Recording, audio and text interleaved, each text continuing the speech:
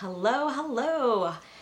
Hope everyone's having a wonderful day. Pepperspray Patti here, and I wanted to talk about how to use pepper spray properly. It's what I'm all about, right? Actually, I'm all about empowering women and teens to confidently defend themselves in any situation. And sometimes that calls for having to use a non-lethal personal protection device like pepper spray. One of the things that I love about pepper spray is that it is probably, out of all the different tools, it's probably the most universal, the most user-friendly. As you can see, most come in some form of a case. It is a canister that's about a half an ounce. And this is super easy to carry. It's very convenient. I keep mine attached to my keys, but I also have extra pepper sprays that I keep throughout, and you can put them anywhere. Some come with the ring, most come with a ring, but some have then clips or all different kinds of stuff. Others, like this one here, has a clip where you can clip it on your shirt. All different kinds. There's any color or pattern or anything like that. A million different kinds. But the bottom line is it's about a half an ounce.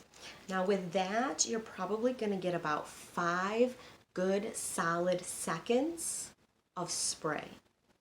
Now that doesn't seem like it's a lot, but in the whole scope of an attack, when you would be using the pepper spray, that encounter really only takes about 9 seconds. So having that in mind, 5 full seconds of spray is a lot of spray. A half an ounce of this stuff, and that's one of the reasons why, another reason why, that I love pepper spray and think that it is a wonderful tool that can be used by so many people.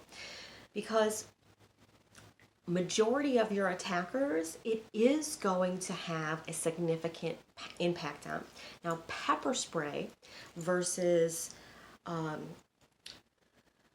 your wasp spray and your bear spray and a lot of those, this is specifically made for being sprayed on another human being and to work immediately. As soon as it hits their face, they're going to start to feel the effects of it, and all kinds of effects.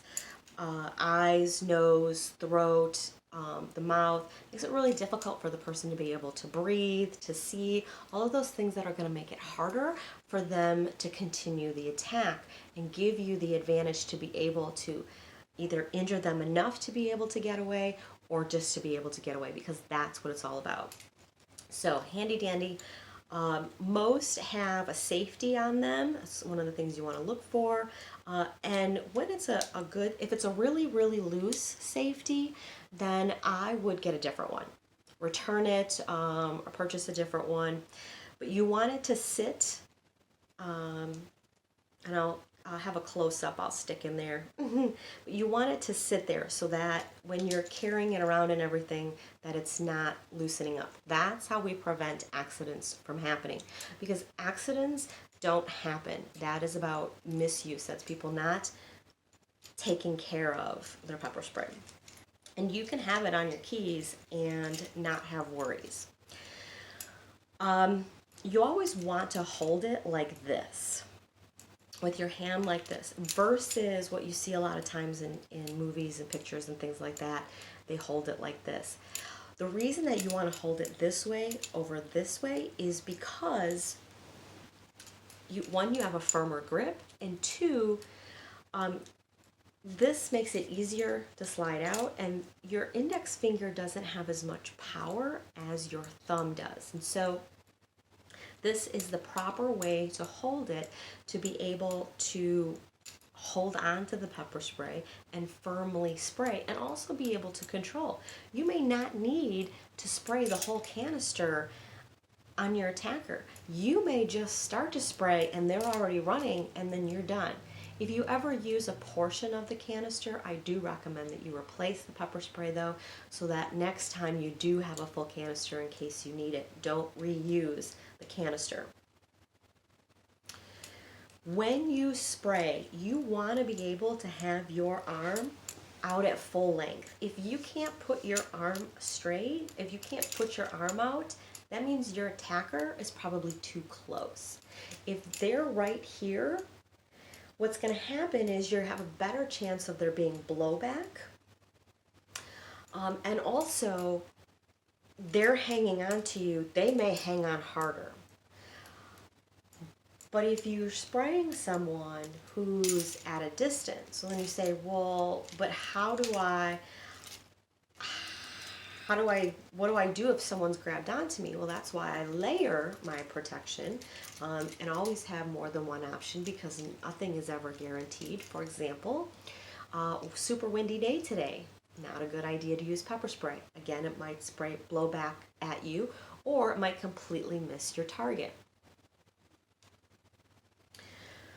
Rainy days, also not a good day to use pepper spray. So I like to pair my pepper spray with a Kubaton, a striking tool that I can use, get my attacker away from me just enough, and if they're still coming at me, I can then use my pepper spray. But as you see, it has to be handy. It has to be easily accessible. So I never recommend carrying your pepper spray in your purse or in a bag or anywhere like that. I always tell the ladies, your purse is for change and candy and pens, all those things that fall to the bottom that you don't need in you don't need to find it within 20 minutes, because you're not going to. Don't put this in there. If you've got like an outside pocket, you can have it sticking there, have something sticking out so you can easily grab it.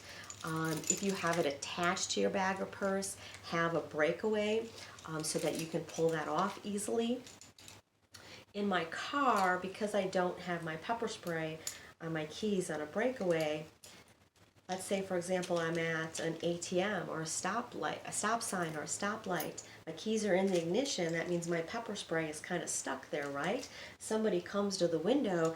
I can't turn the car off, take the key out, and then spray somebody. So I have a second pepper spray that I leave in my car. That's easily accessible when I'm driving. You want to think about that. You need to be able to grab it. So before I walk out of the grocery store, get my receipt, put it in my wallet, get everything ready, if I've got to, zip up my coat or whatever, and then I get my keys out and put my pepper spray in my hand. And that's how I leave the building. Same thing when I leave the house or anywhere else that I am to go out and about. It is always in my hand. It's a really good habit to get into, of always having it in my hand. And then, of course, I'm already holding it the proper way. Now, when you're aiming it at your target, you want to shoot for the face. You want to aim for the face because you want to be able to hit those eyes, the nose, and the mouth to be able to get the most effect. Because if you spray someone and it hits them on the side of the face, yeah, the smell may start to get to them, may feel uncomfortable, but ideally, if you can hit anywhere here, this is where you're going to have the best effect. Now, to be able to do that, I recommend that you spray in either a T movement, a W, or an X. If you do one of those three, pick one. So if you're going to just spray with the X, just keep spraying in that X formation. That's how you should practice. Yes, you do need to practice your pepper spray. Get it in your hand. Don't just practice carrying it, but practice holding it and spraying it, flipping, getting ready.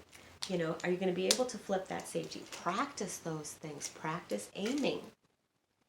They do have water canisters that are the same size, same shape that you can get, and you can, practice all you want with that one. Again, they only have a little bit of water in them, but still an opportunity to practice.